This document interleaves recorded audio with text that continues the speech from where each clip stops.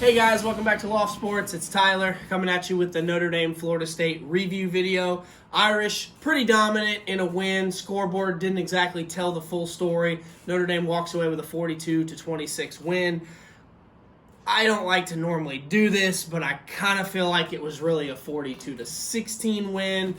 Notre Dame with a couple of stupid turnovers early in the game gives Florida State a field goal right out of the gate. Then we muff a punt. I mean, we fumbled on the second play from scrimmage, gave them a short field. Defense actually stuffed them. They kick a field goal, so there's 3 free points. A couple series later, we're up 14-3, starting to run away. We muff a punt. Just stupid stuff like that.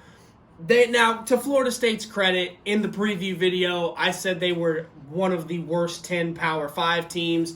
They looked a lot more formidable against us than they had in the previous games against Georgia Tech and Miami and Jacksonville State. So credit to Florida State. I think they found their quarterback. That Travis kid looked a lot more comfortable than Blackman had in the first games. So I think Florida State eventually, their talent, they'll start to kind of gel.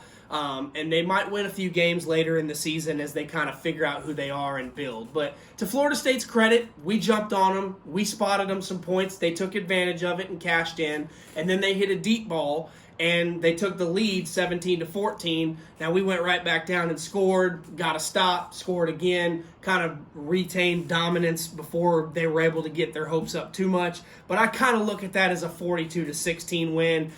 The defense, I don't hold it against them for giving up two easy scores after a basically gift turnovers. So that's got to be cleaned up from Notre Dame's perspective. Turnovers are a part of the game, and like it or not, those points were scored. But overall, I thought Notre Dame was clearly, from start to finish, the better team.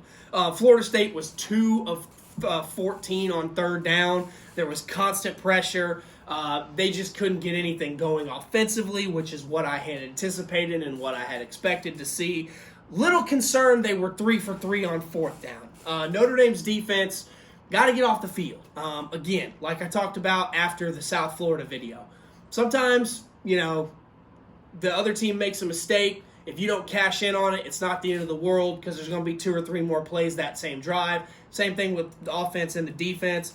Notre Dame let Florida State, got them down to fourth down, but couldn't get off the field. So Florida State had to go for it most of the second half because they were trailing and trying to come back. So our defense was stopping them on third down, but we could not stop them on fourth down. So a little concerned about that. But overall, I thought the defense played pretty well. There were 4 sacks, stopped them for the most part. 2 for 14 is incredible. Third down defensive percentage. So overall, I liked what I saw. On the offensive side of the ball, sheer dominance. Florida State's defensive line had no answer. We were running the ball for 8 yards a play at will. Pretty sure Kyron was over 100 yards in the first quarter. He just absolutely tore it up. The offensive line bullied Florida State. We had a guy playing with one eye. He got hit in the eye in the first half, came back. We were just blowing holes through that line. Florida State's defensive line had no answer. It's kind of embarrassing for Florida State to get pushed around. I'm sure if you're a Seminoles fan, hang with it. I'm sure better days are ahead for you. But Notre Dame, 353 yards on the ground. Ian Book didn't even have to really do a whole lot in this game. He just had to be competent and not turn it over, and he did exactly that. He hit receivers when they were open. He scrambled and made plays with his feet when there was nothing there, kept drives alive. Overall, this is pretty much what I expected to see from Notre Dame. Dominating from start to finish, minus a few turnovers, a busted coverage on a deep ball, gave them some points. But I'm not too concerned with that. Now, yeah, these things need to be cleaned up, but let's consider the circumstances. It's like I told my dad after the game. Dad was kind of complaining, saying we gave up too many points. Some of the things some of you guys might have been thinking. Let's consider for a minute some of the issues that we had to deal with. Not really to make excuses for Notre Dame, but these were genuine reasons. We hadn't practiced much over the last 3 weeks because we had guys with COVID. You can't just practice and not let the guys that are sick around the team. The whole team had to quarantine. So basically football operations were at a standstill for at least a week, if not 2 at Notre Dame. So limited practice, limited reps, coming in off of a desperate team, a little bit rusty. some of those things are going to happen. It was kind of almost like playing the first game over again.